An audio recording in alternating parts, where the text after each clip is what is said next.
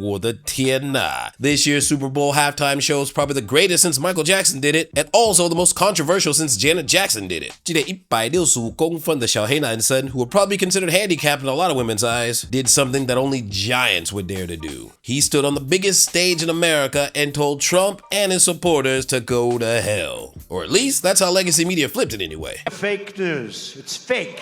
Phony, fake. But if you dig deep like I did, you'll discover that he didn't just diss them, he dissed hip-hop, Hollywood, and the black community as a whole. So you know what it is, 准备的爆米花, and let's watch a super aggressive, super genius Super Bowl. Super 大鸡大条. So, over the past 4 years, regardless of all the looting, illegal drug dealing, and illegal immigrating that went down, as soon as Trump took office, American hip-hop decided to get back to its roots, writing political shit. Cause you know, 政治不正确 white people. They're gonna put you all back in chains. If you have a problem figuring out whether you're for me or Trump, then you ain't black. And one of the guys spearheading this movement is one of my favorite rappers, KENDRICK Lamar. Now, I know we have a lot of new viewers who probably don't know who this guy is, so you can just think of him as the melanin-rich Eminem that mostly only Americans know about. But you've more than likely heard his hit song, which is a result of him dissing a fake-ass rapper known as Drake.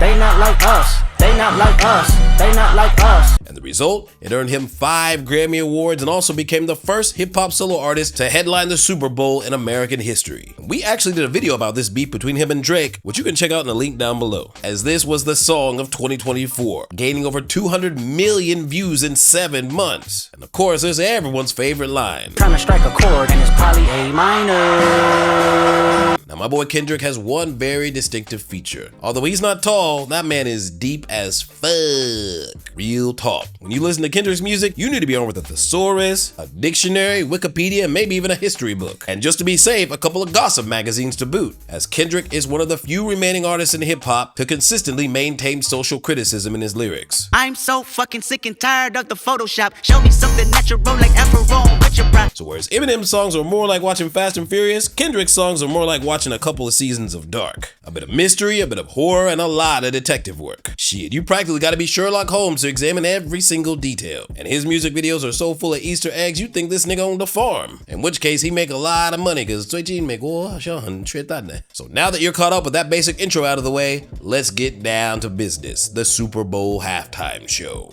这么精彩，让我们继续看下去。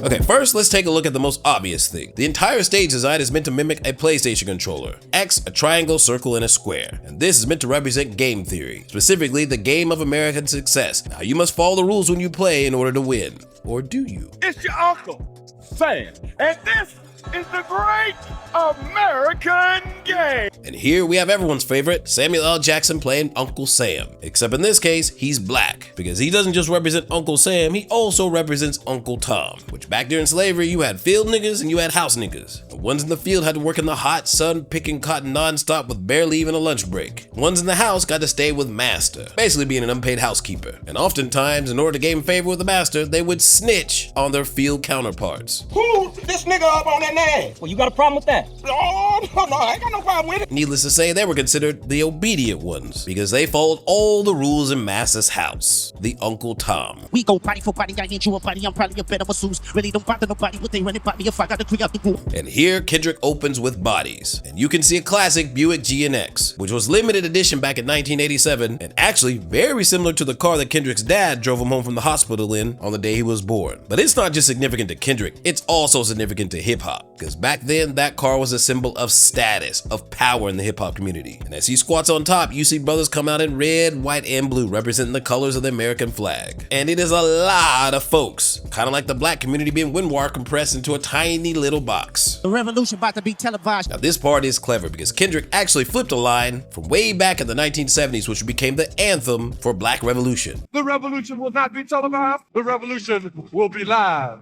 And back then, when America was about to delve deep into its over-consumerism culture, this line was a wake-up call to let people know that the real shit that was about to go down, the revolution, was not going to be on your TV, it was going to be live. But however, in the original line where they said the revolution was not going to be televised? KENDRICK, who's there standing on America's largest stage, is saying that it will be televised right in front of your very eyes. Because with the internet and social media, we can see everything going down right in front of us in real time. You picked the right time, but the wrong guy. And then there's a line where everyone assumes that KENDRICK is dissing Trump, choosing the right time but the wrong person. And MAGA heads completely lost their shit. Now, it ain't no secret that K-Dot is not a fan of the Orange Man, but let's look a little bit closer at that line. Why is it the wrong guy but the right time? Well, if you ask me, it has very little to do with Trump and more to do with Biden and Harris. Because these two bozos wrecked America and many parts of the world and also allowed woke culture to get completely out of hand. No,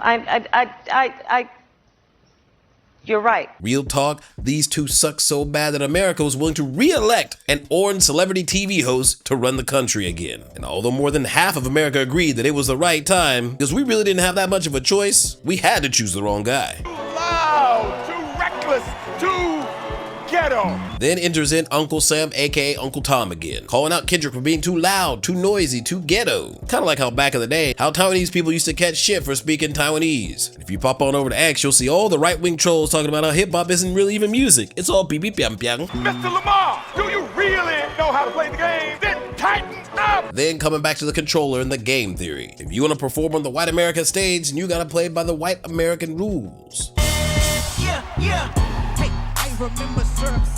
Now this part is super symbolic. As KENDRICK enters into the humble song, you can see the American flag split in two, which is exactly the state America has been in lately. Americans versus Americans. But this ain't just a diss at Trump. This is also a diss at how the hip-hop community has been completely divided. And also Hollywood and how people are moving farther and farther away from celebrity worship culture. And I'll explain more of this in the final chapter. See you about your homeboy. Yo, culture cheat code. Scorekeeper, deduct 1 life. And then Uncle Sam comes back out, calls KENDRICK out for having too much culture. Because if you want to be accepted in the mainstream, then you gotta sell yourself out. Just like how Drake did. And if you try to be too authentic, if you try to be too real, you just might lose a life. Just like how Trump almost did. Twice. So now KENDRICK has decided to play by the rules, switching to slow jams with SZA. Now you might think there are no Easter eggs here, but think again. But we're gonna get to those later on in the final chapter. Yeah, that's what I'm talking about. That's what America wants. Nice and calm. You almost there. And these are the tune that Uncle Sam, who represents the mainstream media, likes the most. The calm, docile, collected black folk. The ones that we can contain. You really about to do it? 40 acres and a mule. This is bigger than the music. Now this part is really interesting, because legacy media seems to think that KENDRICK is dissing white people here. But let's go back in history, shall we? You see, back when Abraham Lincoln freed the slaves, he promised reparations to black folks, 40 acres and a mule, just enough to get them on their feet, integrate themselves into society, and make a life for themselves. But then, after my man was pew-pewed in the head, Andrew Johnson came up and shut that shit down, which is why folks are arguing now about when they're gonna get their reparations. Yeah, they tried to rig the game, but you can't fake influence. And then my boy KENDRICK carries on, claiming that white folks have been cheating black folks in America. But you can't deny our influence though, because black culture shaped America, and its influence is worldwide, son. And then of course, as he toyed with the audience back and forth over whether or not he was actually gonna play this song, he finally does it with Not Like Us, giving the people what they want. And one of the most epic parts of this is what you see on your screen is tennis player Serena Williams, and she is doing the crip walk. Now, that might not seem like a big deal, but you need to understand the history, because once upon a time, Serena Williams and Drake were in a relationship with each other, and Drake didn't take the breakup too well. He wrote like 4 or 5 songs about this woman, and even dissed her and her husband whenever they got married. Serena, your husband a groupie. He claimed we don't got a problem, but so now KENDRICK has Drake's One That Got Away dancing on stage to his diss song. That shit is gangster. Turn this TV off, turn this. And then he closes it all out with TV off, flipping back his message at the beginning to turn off your goddamn TV, because the revolution is going down right now in real time. Now, the legacy media completely lost its shit and is claiming that KENDRICK is calling for a black revolution. Word? Well, if you're a K-Dot fan and you look beneath the surface, then you will realize not everything is as it seems. Because in the next chapter, we're gonna go through the deep Easter eggs of this entire performance, and it's probably, most likely, almost definitely gonna blow your mind.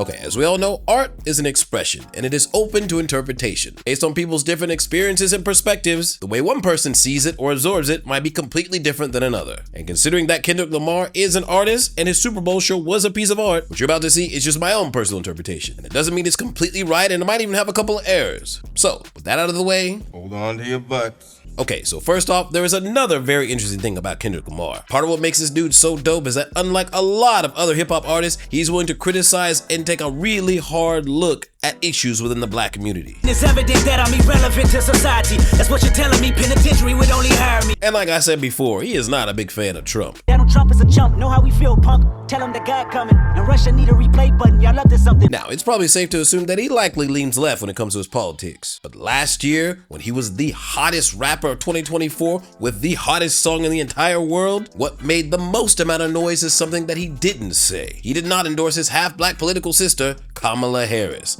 And that said a lot. I think we should have that conversation. So be willing to be openly critical about issues in the black and hip hop community and not endorsing Kamehameha in today's terms is very politically not correct, especially when you hail from Compton, California.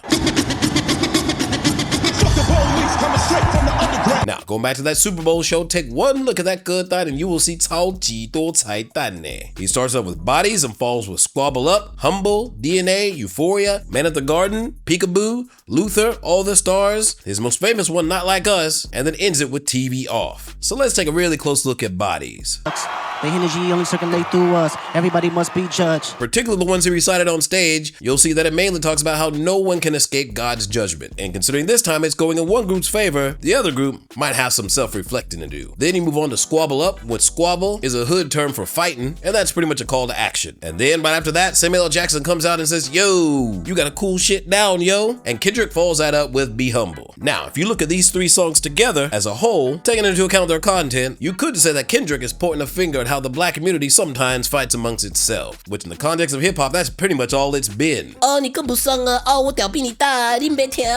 Which is why in response, American society says, Do you really know how to play the game? Then tighten up! Then go back to the opening of Be Humble, you see all the dancers who are all black. At first they're united as the American flag, but then they split right down the middle. Because all that squabbling, now they're turning against each other. And this could be said not just for the black community, but for America as a whole. Which is why he cues up DNA to remind folks where they come from. Royalty, kings, queens. And you have to remember, typically speaking, the majority of American black communities are fairly conservative and religious. Okay, let's play. Have you ever watched your enemy down with a poker face? And then he pulls out Euphoria, which is a straight up diss on Drake. His fakeness, how he's an actor, literally and figuratively, and how when it comes to hip hop, he's pretty much always pretending to be something he's not. Then with Man at the Garden, Kendrick represents the everyman who keeps his head down, hustles hard, works hard, doesn't try to pretend, keeps it real, and deserves all the success, fame, and money he's got. See you about your homeboy. Yo, culture cheat code.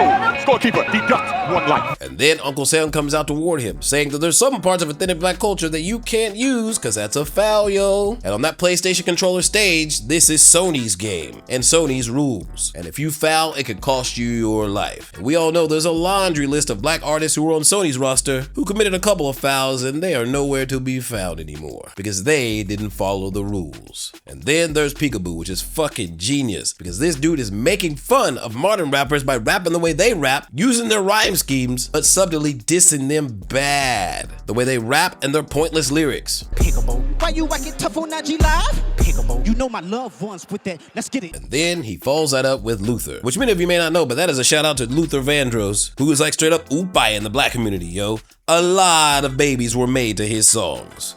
This world, out. Slow. And then with SZA out on stage, he does another with All the Stars.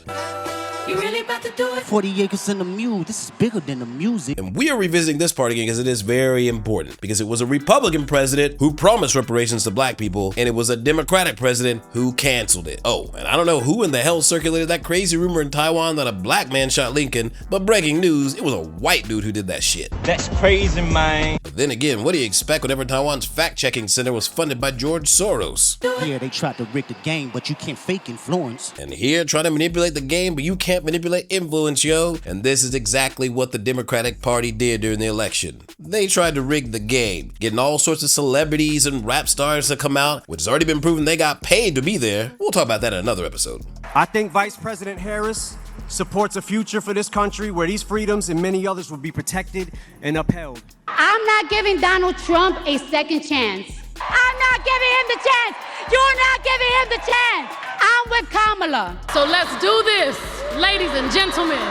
Please give a big, loud Texas welcome to the next president of the United States, Kamala Harris. But in the end, no matter how hard they tried to rig the game, they had zero influence.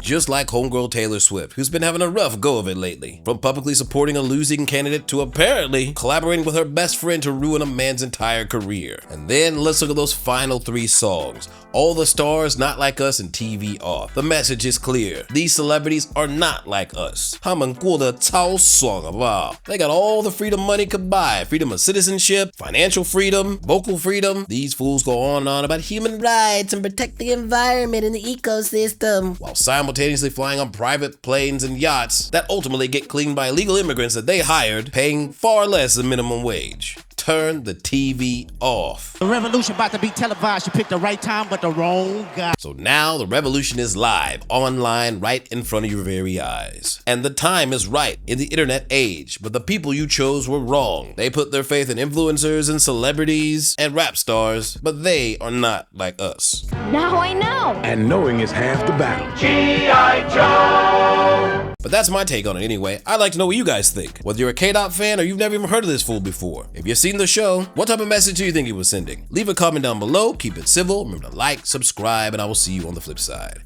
Peace!